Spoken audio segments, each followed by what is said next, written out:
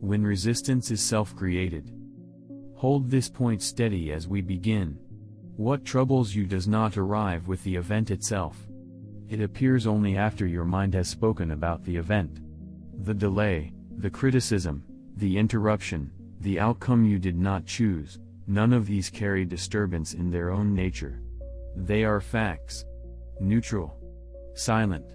The agitation you feel begins later, when judgment enters and assigns meaning, blame, or threat. This is not a comforting claim. It removes excuses. If disturbance were caused by events, responsibility could be outsourced. You could point outward and wait for circumstances to improve. But Stoic discipline refuses that escape. It states plainly that inner resistance is not imposed. It is produced. When the mind insists that something should not be happening, resistance forms. When it demands a different outcome, tension follows. When it argues with reality, friction appears. None of this is forced upon you. It is the result of an internal verdict that goes unquestioned. This does not mean you control what happens. It means you are responsible for what you add. Judgment is the addition. And once added, it feels automatic, justified, and necessary, until it is examined. There will be no effort here to soothe or reassure you. The work is not to feel better, but to see clearly. If disturbance comes from judgment, then freedom begins at the same point. Not later. Not after conditions change. At the moment judgment is noticed. Notice this carefully, when authority is misplaced. Everything that follows depends on one clear distinction. You experience strain not because effort is required, but because authority is misassigned. The mind quietly claims ownership over things it does not command, then resists when those things refuse to obey. This is the source of inner resistance. Not hardship, not pressure, not complexity, but a mistaken claim of control. There is a narrow domain that belongs to you. Your judgments. Your intentions. Your choices. Your responses. These are not influenced by luck, weather, timing, or the opinions of others unless you grant them entry. Outside this domain is everything else: outcomes, other people's behavior, delays, recognition, reputation, the past, the future. These do not answer to you. This distinction is simple. It is also repeatedly ignored. You plan carefully and expect the result to match the plan. When it does not, frustration appears. You speak clearly and expect understanding. When it is not given, resentment forms. You act with effort and expect appreciation. When it does not arrive, bitterness settles in. In each case, the same error is present. Authority has been extended beyond its boundary. The mind says, "I did my part, so the world should comply." But the world is not an extension of your will. When this expectation is quietly held, resistance is inevitable. Effort turns into tension. Action turns into grievance. Stoic discipline begins by withdrawing false claims. Not by disengaging from life, but by placing responsibility where it belongs. You are responsible for choosing well. You are not responsible for how those choices are received. This is not a philosophical abstraction. It appears in ordinary moments. You send a message and wait for a response. Minutes pass. The mind fills the space with interpretation. Disrespect. Neglect. Indifference. None of these are facts. They are judgments layered onto uncertainty. The resistance you feel does not come from waiting. It comes from assuming authority over another person's attention. Or consider effort without immediate reward. You work consistently, but progress is slower than expected. The mind protests. This should be paying off by now. The resistance is not caused by work. It is caused by an expectation attached to work, an expectation that exceeds your jurisdiction. When you confuse what is yours with what is not, discipline collapses into struggle. You try to force outcomes, manage impressions, and control reactions that are not available to you. This drains energy and produces a constant low-grade agitation that feels personal, even justified. The Stoic response is not withdrawal. It is precision. Return authority to its proper place. Ask one question repeatedly: is this within my command? If it is, apply care, reason, and effort. If it is not, release the demand that it behave differently. Release does not mean approval. It means accuracy. Accuracy removes resistance. When you no longer argue with what does not belong to you, tension subsides without effort. Not because circumstances improve, but because the internal conflict ends. This is the foundation. Without it, every attempt at calm becomes fragile. With it, effort becomes clean. You act fully where you can, and you stop leaking energy where you cannot. This explains where effort is misplaced, but not yet how disturbance takes hold, where the mind gives consent. Now we look at what actually creates disturbance. What reaches you first is not judgment, but impression. A sound, a message, a delay, a facial expression, a result you did not expect. These arrive without asking permission. They are automatic. The Stoics never claimed otherwise. The mistake is to assume that because impressions are involuntary, disturbance must be as well. Between impression and reaction, there is a second step. This is where authority returns. The mind interprets what appears and quietly agrees with its own interpretation. This agreement is assent. It is the moment where resistance is either formed or refused. An impression says, "This happened." Judgment adds, "This is bad," or "This is unfair," or "This should not be happening." Assent says, "Yes, that is true." Disturbance begins at the third step, not the first. You do not choose the initial thought. You do choose whether to endorse it. This choice is brief, often unnoticed, but always present. When it is skipped, reaction feels inevitable. When it is seen, freedom appears. Consider criticism. Words are spoken. That is the impression. Immediately, the mind suggests meaning, disrespect, attack, threat to status. None of this is yet disturbance. Disturbance arises only when the mind agrees that these meanings are accurate and urgent. Assent is given, and the body tightens. The response follows. Or consider delay. A plan is interrupted. Time stretches. The impression is simple: waiting. Judgment says, "This is wasting my time," or "This should have gone differently." Once assent is granted, irritation appears. But waiting itself has not changed. Only the interpretation has. This distinction matters because feelings are not the enemy. Sensations arise naturally. A quick flush of heat. A tightening in the chest. These are impressions as well. They do not require suppression. The Stoic claim is narrower and more demanding. Feeling is automatic, agreement is optional. Most inner resistance persists because assent happens too quickly to be noticed. The mind treats its first interpretation as fact. It does not say, "Here is a thought." It says, "Here is reality." Once this happens, discipline is replaced by reaction. The practice is not to stop impressions. That is impossible. The practice is to interrupt assent. This interruption does not require force. It requires a pause. Often no more than a single breath. In that pause, a question is enough: is this interpretation necessary? Not comforting. Not reassuring. Accurate. When the mind is not rushed, it can withhold agreement. It can say, "This is an impression, not a verdict." This does not make the situation pleasant. It makes it manageable. Without assent, the impression passes as it arrived, without nesting. Many assume that withholding assent means denying reality. It does not. It means refusing to add claims that exceed what is known. You still act. You still respond. But you respond without internal resistance. This is why insight alone does not create discipline. You can understand this mechanism clearly and still react if the pause is not practiced. Knowledge explains. Training changes behavior. The moment of assent is small, but it is the only point that matters. Miss it, and reaction takes over. Catch it, and choice remains. Understanding this does not create discipline. Why discipline is not force. This is where most people misunderstand discipline.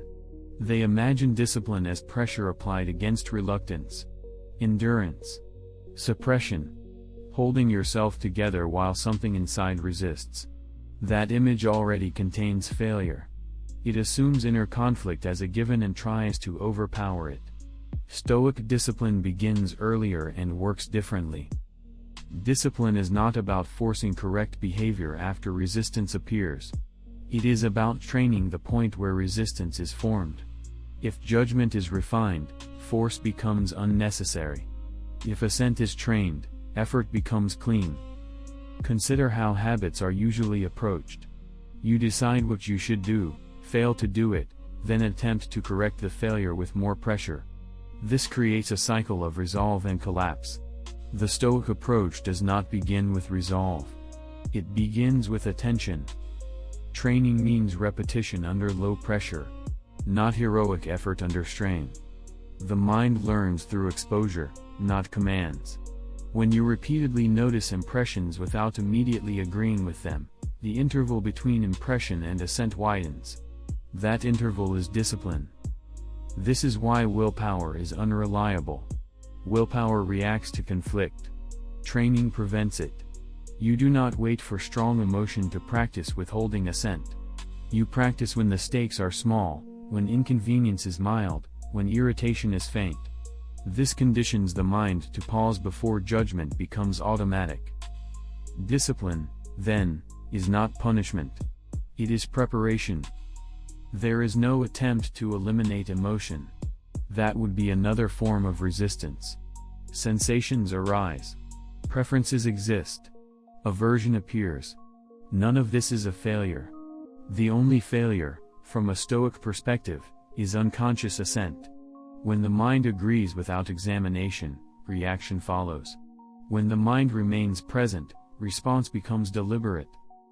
This reframes effort. Effort is not spent suppressing feeling. It is spent maintaining attention. You are not fighting yourself. You are observing yourself. The work is quieter than most expect. Notice how this changes the tone of responsibility. There is no self-accusation here. No guilt is required. Guilt assumes a verdict about the past. Discipline is concerned with the next moment only. The next impression.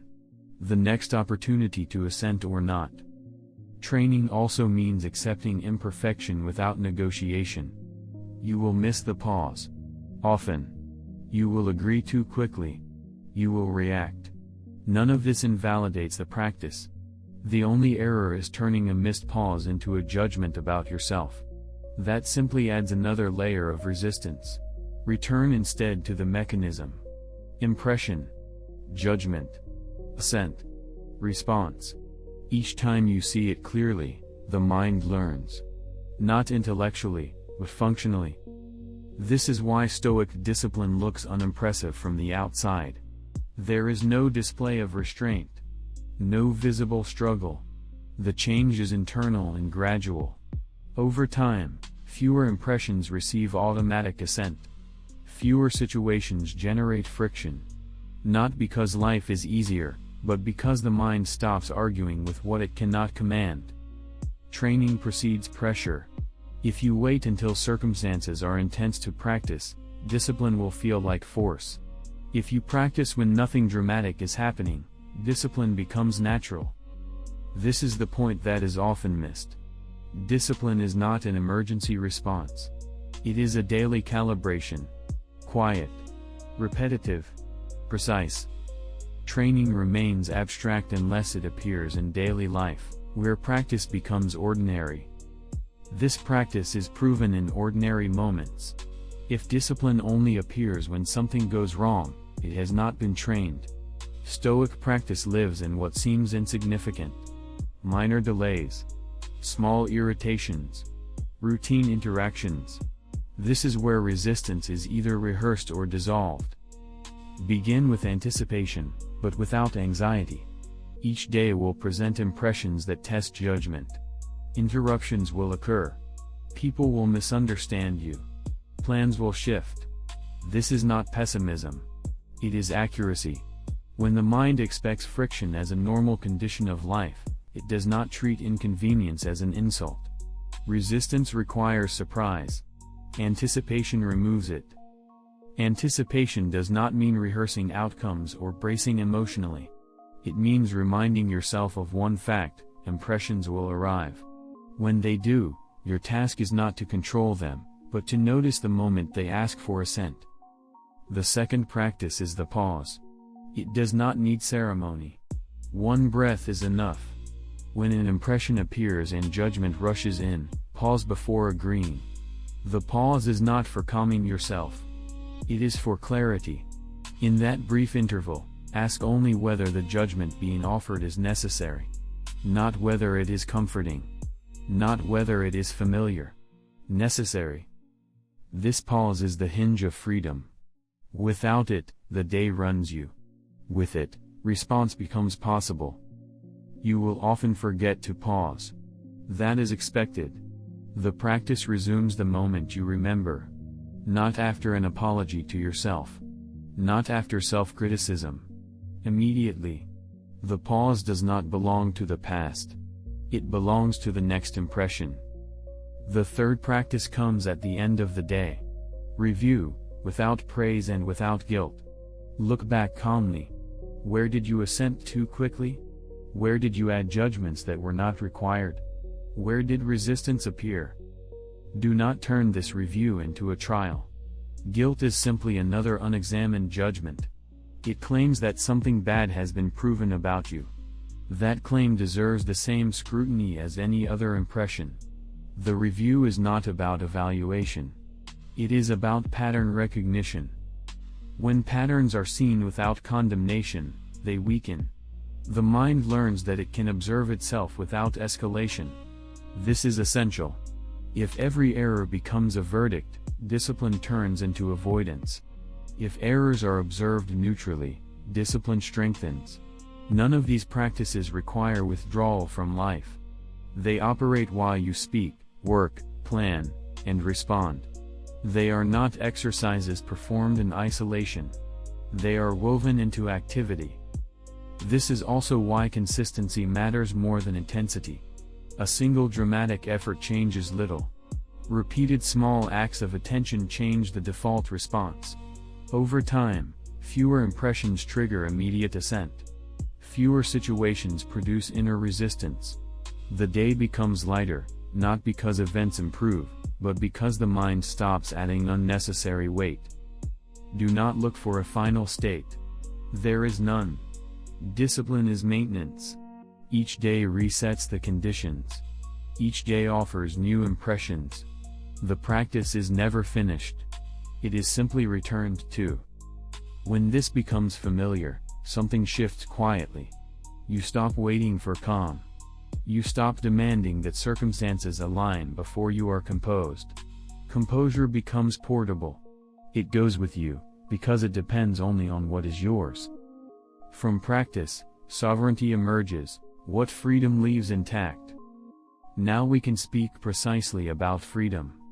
Freedom, in the Stoic sense, is often misunderstood because it is confused with comfort. Comfort depends on conditions. Freedom does not. Comfort requires alignment between desire and circumstance. Freedom requires alignment between judgment and reality. These are not the same. When inner resistance ends, life does not become easier. Delays still occur. People still disagree. Outcomes still fall short. What changes is not the surface of events, but the location of authority. It returns inward, where it has always belonged. Freedom is the condition in which nothing outside your judgment has the power to compel inner agreement. You may prefer one outcome over another. You may work toward a result. You may feel disappointment when it does not arrive. None of this threatens freedom. Freedom is threatened only when judgment is surrendered. This is why Stoic freedom is quiet. It does not announce itself. It does not require validation. It is visible only in what no longer happens. Fewer internal arguments. Less insistence that reality justify itself. Less urgency to correct what cannot be commanded. Many expect freedom to feel expansive. Instead, it feels stable. You stop bracing against the day. You stop preparing defenses against imagined outcomes. Attention becomes available for what is in front of you, because it is no longer consumed by resistance. This freedom does not remove responsibility. It intensifies it. You can no longer blame agitation on circumstance. You can no longer attribute composure to luck. The work is clearly yours. So is the result. There is also no finish line. Inner freedom is not achieved and kept. It is maintained. Each impression tests it. Each day renews the responsibility. This is not discouraging. It is clarifying. You do not wait for a permanent state. You return to practice. Notice what remains intact even when circumstances are unfavorable. Your ability to judge accurately. Your ability to withhold assent. Your ability to choose a measured response. These cannot be taken unless you hand them over. This is the end of inner resistance. Not because nothing challenges you, but because nothing demands agreement without examination. The conflict between what is and what should not be dissolves when judgment stops arguing with fact. Nothing outside you must change for this to begin. No permission is required. No condition needs to be met. The work is immediate and local. The principle is complete, where responsibility quietly ends. Nothing here requires escalation. Inner resistance ends where responsibility is accepted without argument. Not accepted as a burden, but as a fact. You are not responsible for preventing difficulty. You are responsible for how your mind meets it. This has been the point from the beginning. Events will continue to occur without consultation. Impressions will continue to arrive uninvited. Feelings will still move through the body. None of this contradicts discipline. The work has never been to eliminate these things. It has been to stop mistaking them for commands. When judgment no longer argues with reality, something settles. Not relief. Not comfort. Stability. You stop negotiating with what cannot be changed. You stop demanding that the world validate your preferences. Attention returns to what is yours, and stays there. This does not make you passive. It makes action precise. You act where choice is available. You release demands where it is not. Over time, this clarity removes the friction that once felt unavoidable. There is no promise of perfection here. You will still assent too quickly. You will still react. Discipline does not require denial of this. It requires returning without drama. Each return strengthens the habit of accuracy. The work is simple. It is not easy. And it does not belong to anyone else. Return to what is yours.